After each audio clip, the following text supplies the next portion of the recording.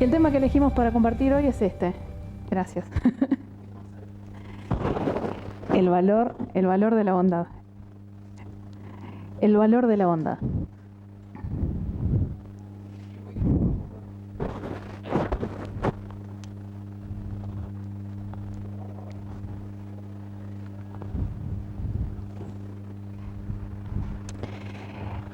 Y me pareció bien empezar con esta frase de Jesús. Este es el momento en que se encuentra con el joven rico. Pero no vamos a hablar del joven rico precisamente. Pero cuando menciono la bondad es una de las primeras frases que se me viene a la mente. Porque el joven rico se acerca diciéndole, Maestro bueno, ¿qué bien haré para tener la vida eterna? Y lo primero que le responde Jesús es, ¿por qué me llamas bueno? Ninguno hay bueno, sino uno, o solo uno, Dios. Y después sigue hablando, y bueno, todo el pasaje evangélico que conocemos. Pero lo primero que hace Jesús es decir, el dulce y bondadoso Jesús dice, ¿por qué me llamas bueno? Hay uno solo que es bueno, que es Dios, nuestro Padre.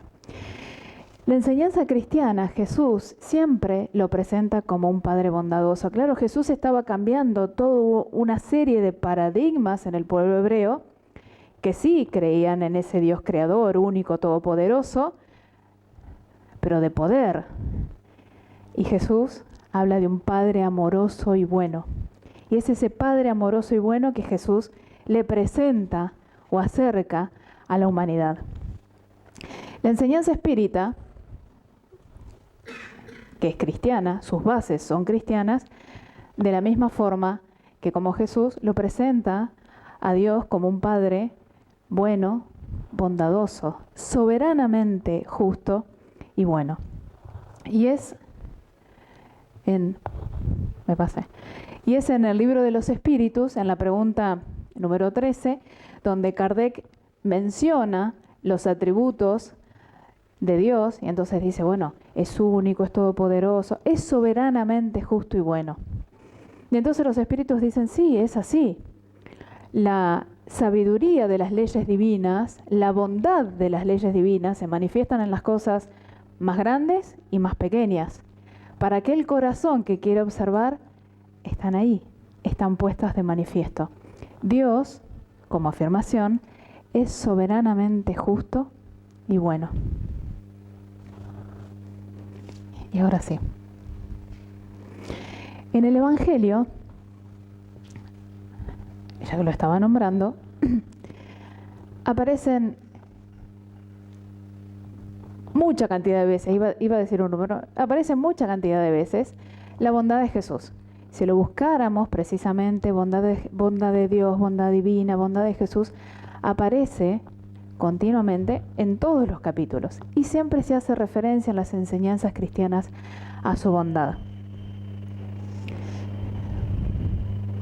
Pero ¿podríamos ser tan bondadosos o soberanamente bondadosos como Dios? En nuestro estado evolutivo estamos trabajando, limando nuestras asperezas, trabajando nuestras virtudes. Y la bondad, si bien nos es conocida, no es una virtud absolutamente conquistada. Entonces podríamos decir que no podemos ser seres 100% bondadosos, absolutamente bondadosos. Pero sí, cada uno de nosotros puede tener un acto de bondad todos los días. No alcanzamos la perfección de la virtud, pero sí tenemos el deber moral o el compromiso moral de trabajarla. Lo que sí podemos hacer todos los días y de forma consciente es buscar ese acto de bondad que me acerque un poquito más a la conquista de la virtud, a la conquista de la felicidad. Ahí elegí esta foto de unos nenes que en un acto de bondad y como pueden, porque uno está agarrado de un pastito y el otro está agarrándose de un bolsito que tienen, están tratando de rescatar un perrito, ¿no? Están haciendo su acto de bondad, de forma consciente.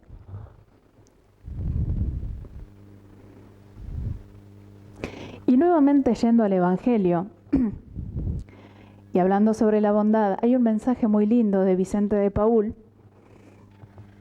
que es conocido también como el patrono de las obras de caridad, que en el capítulo 13, es el ítem 12 del capítulo 13, no sepa tu izquierda lo que hace tu derecha,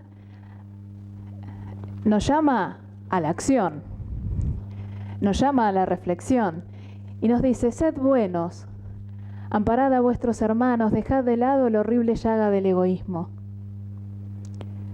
Si cumplís con ese deber, el de ser buenos, se os abrirá el camino de la felicidad eterna. Así que Vicente de Paúl, que a tantos ha amparado, nos dice que el camino de la felicidad eterna se trata de ser buenos. Por supuesto, dejar de lado el egoísmo, amparar a nuestros hermanos, pero nos dice desde el principio: sed buenos. Y a continuación, creo que 2 oraciones más abajo, habla de los efectos. Entonces nos invita a recordar a nosotros mismos, nos pone en la situación, en el acto de haber sido en algún momento buenos, ¿cómo nos sentimos? ¿Quién de entre nosotros, vosotros, no ha sentido latir su corazón, dilatarse su alegría interior al oír contar un bello sacrificio o una obra verdaderamente caritativa? Entonces nos llama a la reflexión. ¿Cómo nos sentimos cuando fuimos buenos? ¿Cómo nos sentimos cuando hicimos un acto de bondad? Cuando nosotros lo hicimos, cuando alguien nos ha contado una historia de sacrificio, cuando alguien ha sido bueno con nosotros, ¿cómo nos sentimos? Y entonces dice que si buscásemos el deleite que proporciona una buena acción, siempre estaríamos en el camino del progreso espiritual. Si buscásemos el deleite de una buena acción, siempre estaríamos en el camino del progreso espiritual. Ahora bien, Davidson es un doctor que se hizo bastante conocido en los últimos años.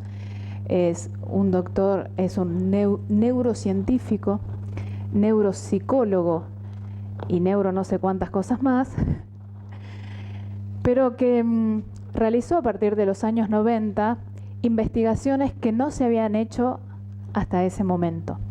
Comenzó a estudiar de forma más detenida y con tecnología un poco más avanzada, o tecnología que existía pero que no se había utilizado para conocer un poco más sobre el funcionamiento del cerebro, las conexiones neuronales, las áreas que se iluminaban al pensar, al accionar, al sentir, al meditar. Bueno, él es uno de los pioneros y con él tantos otros que siguieron a continuación y que hicieron de la neurociencia una nueva ciencia que desde hace poco se conoce o se nombra más. Pero una frase que él utiliza y que es como una frase que utiliza en sus libros y en las notas que da, es que la base de un cerebro sano es la bondad. Y habla de lo que él ve, de lo que puede medir, lo que puede cuantificar. Habla del cerebro. Entonces dice, un cerebro sano lo es, o la base de ese nivel de salud, lo hace la bondad.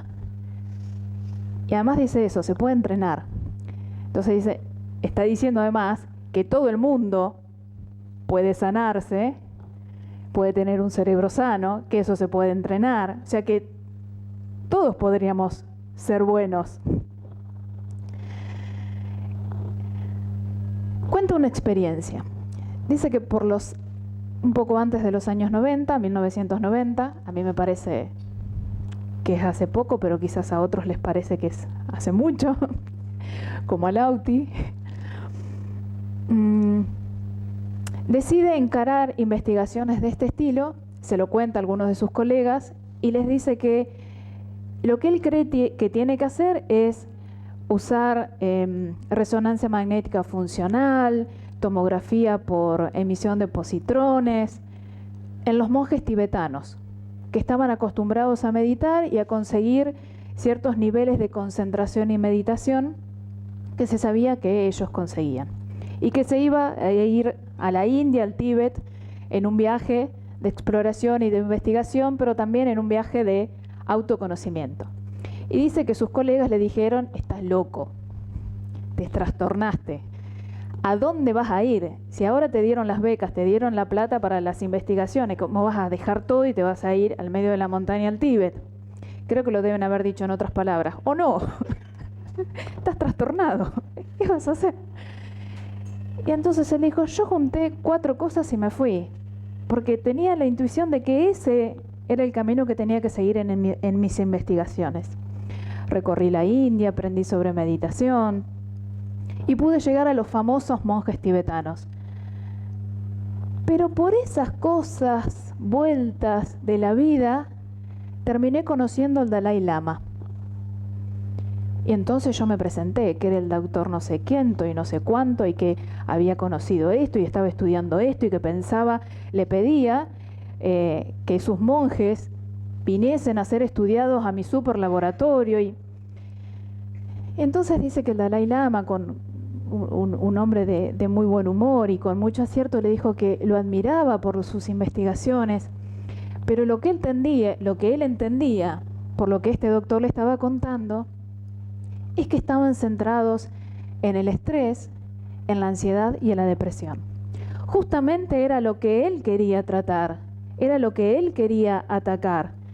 Ese era su foco de investigación. Y él se lo confirma. Entonces Dalai Lama le dijo: ¿no pensaste plantear tus investigaciones con el centro de la bondad, de la ternura y de la compasión? Entonces él dice: ese fue como un quiebre en mi investigación. Mi vida fue un antes y un después.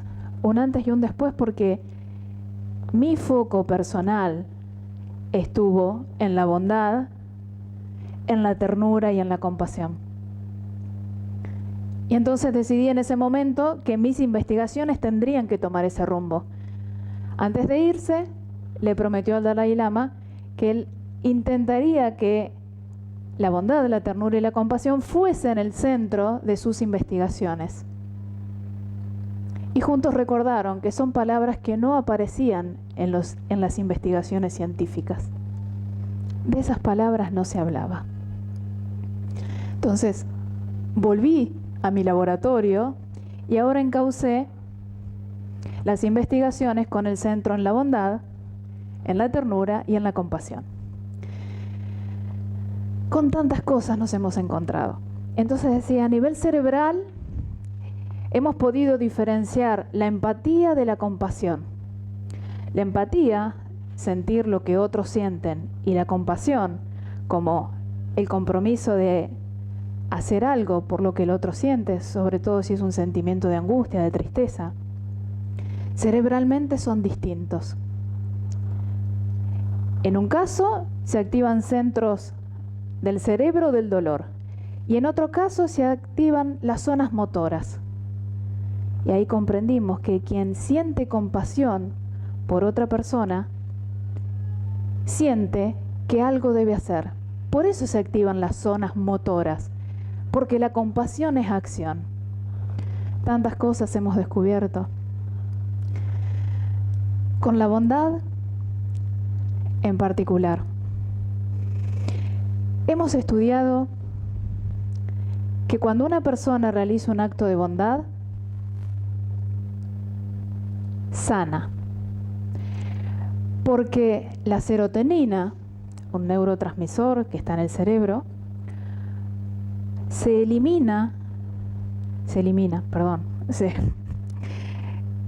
genera como una gran dosis cuando una persona hace un acto de bondad. no solo la serotonina, sino también la oxitocina. Y generan esa sensación de deleite. La misma palabra que decía San Vicente de Paúl en un acto de bondad.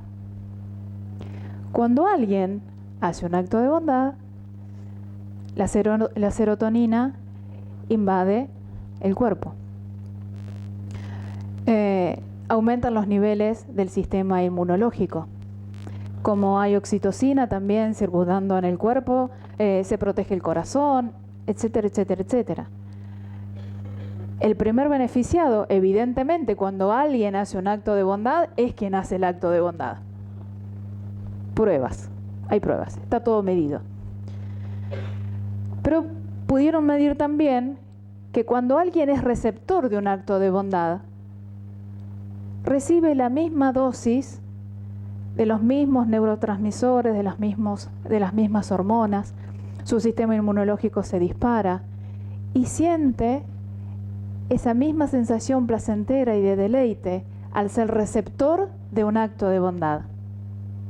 Pero pudieron ir más allá. Los que son testigos de un acto de bondad, aquel que ve un acto de bondad, también genera serotonina, oxitocina, eleva los niveles de su sistema inmunológico. Bueno, la neurociencia lo ha comprobado, pero ¿no? Es este deleite del que hablaba Vicente de Paúl.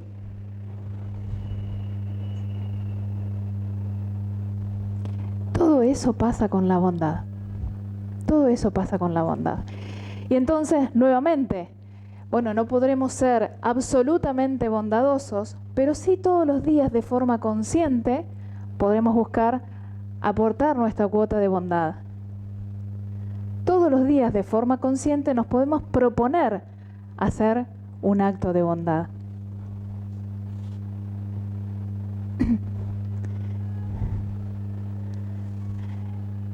Y para finalizar, les voy a compartir una historia que se llama la historia de Sasha. Y es una historia que cuenta Wayne Dyer, el autor de Tus zonas erróneas y otros libros, en uno de sus libros. Pero es una historia que me gusta mucho.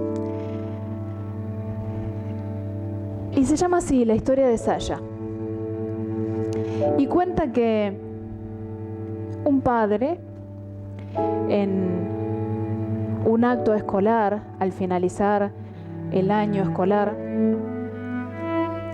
siempre habla en una de las escuelas de Estados Unidos. Y es una escuela que atiende niños con capacidades diferentes o con distintas discapacidades. Algunos chicos transcurren allí toda su etapa escolar, otros están en esa escuela y concurren a otras escuelas. Algunos están allí por un tiempo y después van a otras escuelas. En el caso de Sasha, Sasha había comenzado ahí, la primaria, y seguiría hasta terminar, hasta pasar toda la primaria y seguir todo el transcurso escolar.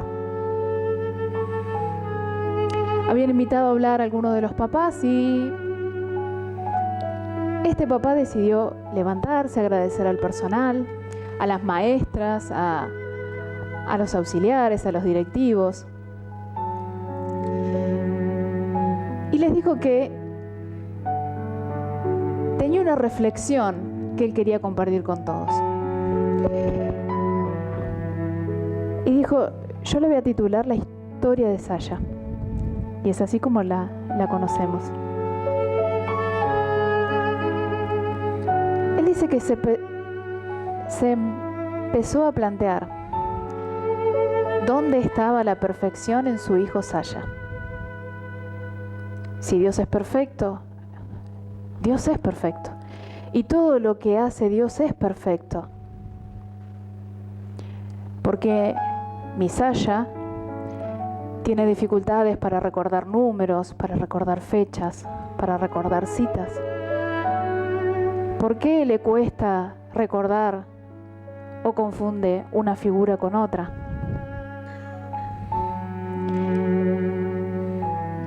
Todos se quedaron estupefactos ante la pregunta de ese papá. Él con una sonrisa dice: yo creo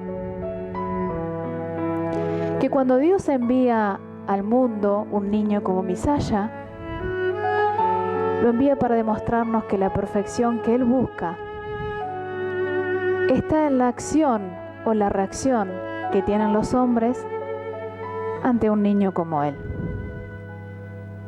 Les voy a contar algo. Cuando Saya tenía entre 8 y 9 años, salían a caminar por el parque. A él le gustaba ver cómo otros niños jugaban en el parque. Solía estar más solo que jugando con los demás. Salían todos los días a caminar. Paseaban por una parte del parque desde donde podían ver a un grupo de chicos que jugaba al béisbol. Él lo veía en televisión, les gustaba ver el béisbol. Pero nunca había intentado jugar y su papá tampoco se lo había propuesto. Un día, caminando por el parque, Saya le dice a su padre: si yo quisiera, ¿me dejarían jugar? Y el padre pensó que bueno, que entre las características de Saya no estaba la de ser un atleta, que él no recordaba que alguna vez Saya hubiese jugado siquiera al béisbol y que no sabía si los chicos lo iban a dejar jugar. Pero insistió y él entendió. Y entonces se acercó al grupo de chicos y llamando con la mano, los chicos dejaron de jugar y uno de ellos, que parecía el que tenía la voz en los equipos, se acercó. Y entonces él le dijo que Saya, su hijo, le gustaría una vez jugar y si estaría bien que él pudiese jugar un rato con ellos. Entonces dice que este niño, que tendría 9 años, lo miró a Saya, miró para atrás al equipo, nadie contestó. Entonces él tomó la decisión, dijo: sí, estamos perdiendo por 4 carreras. Mi equipo está perdiendo por 4 carreras. Pero a veces se gana y a veces se pierde. Lo que podemos hacer es que en la próxima carrera, o quizás en la otra, estamos en la 8ª carrera, Saya batee. Y dice, para mi sorpresa, Saya dijo que sí. Pero opinó que pensaba que sería mejor que se pusiera en una base y cuando alguno bateara, él pudiese pasar corriendo y ya estaba.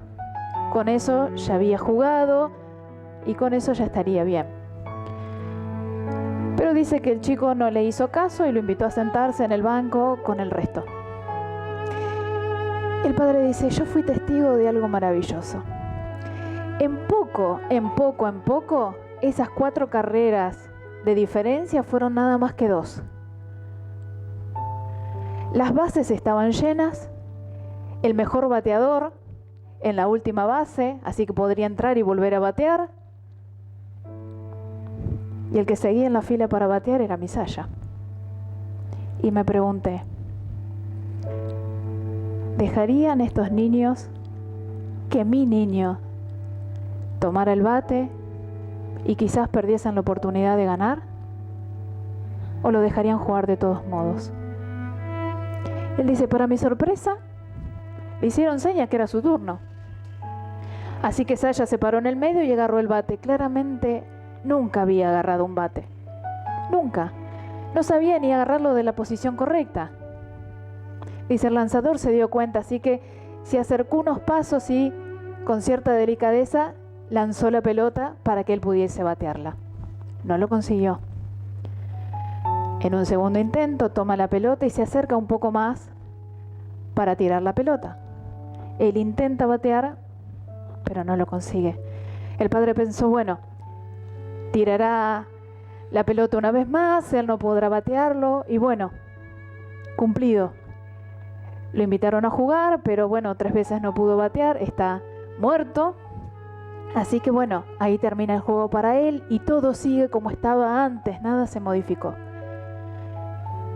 Dice, para mi sorpresa, uno de los que estaba en el banco, esperando también para batear, se puso detrás de él, le tomó las manos y lo ayudó a agarrar el bate. Y antes de que la pelota viniese, le hizo el movimiento de cómo tenía que ser ese golpe. Y le dijo que ahora sí, le iban a pegar a la pelota. Dice, ya no era solo el lanzador, no era solo aquel niño que lo había dejado jugar, había otro más involucrado en este juego. Nuevamente el lanzador se acerca y con delicadeza tira la pelota. Y entre los dos logran batearla. Pero le dan un golpe suave y la pelota rueda casi hasta las manos del lanzador. El lanzador toma la pelota y lo que podría haber hecho era tirar la primera base para que el de primera base pisara la base y también muerto. Se acababa el juego, pero él había jugado. En vez de eso, gira con todo su cuerpo y tira la pelota para el jardín derecho. Y entonces el que lo acompañaba con el bate le dice, corre Saya, corre, a primera base. Y el padre dice, Saya nunca había corrido a primera base, nunca había bateado y estaba corriendo enloquecido hacia primera base, con los brazos abiertos. Cuando llega a primera base, aquel jardinero del lado derecho toma la pelota y en vez de tirarla a la segunda base, la tira el jardinero del lado izquierdo. Y entonces el de la primera base lo empuja y le dice, a segunda base. Y Saya corre a segunda base. Cuando está por llegar a segunda base, el jardinero del lado izquierdo tira la pelota, pero muy alta, para llegar a las manos del jugador de la segunda base, que tiene que dejar su lugar e ir a buscarla. Para cuando Saya iba corriendo a la tercera base, la mitad del equipo iba detrás de él diciéndole, Saya, a tercera base, Saya, a tercera base. Cuando toca la tercera base, aquel jugador venía con la pelota en la mano como para tocarlo, pero también gritaba, a cuarta base, Saya, a cuarta base. Todo el equipo lo acompañó hasta la cuarta base. Cuenta el padre que antes de llegar, pega un salto con las 2 piernas y salta sobre el plato, con las 2 piernas. Y cuando levanta los brazos, aquellos niños de 9 años, como pueden, lo levantan entre sus brazos de sus piernas. Y entonces yo, padre de Saya, vi como mi hijo levantaba los brazos y con una sonrisa en los brazos se sentía un héroe y el ganador de aquel partido. Entonces les dice a todos en la escuela, aquel día un grupo de niños, 18 niños de 9 años, me mostraron con un acto de bondad cuál es la perfección de Dios. Si pudiese imitar eso, sería maravilloso, ¿verdad? Es una historia que siempre me emociona y no quería dejar de compartirla. Un acto de bondad puede cambiar no solo nuestra propia vida, sino la vida de los demás. Muy agradecida por el silencio respetuoso, por el acompañamiento. Muchas gracias. Nos invitamos a pasar a la fluidoterapia. Gracias.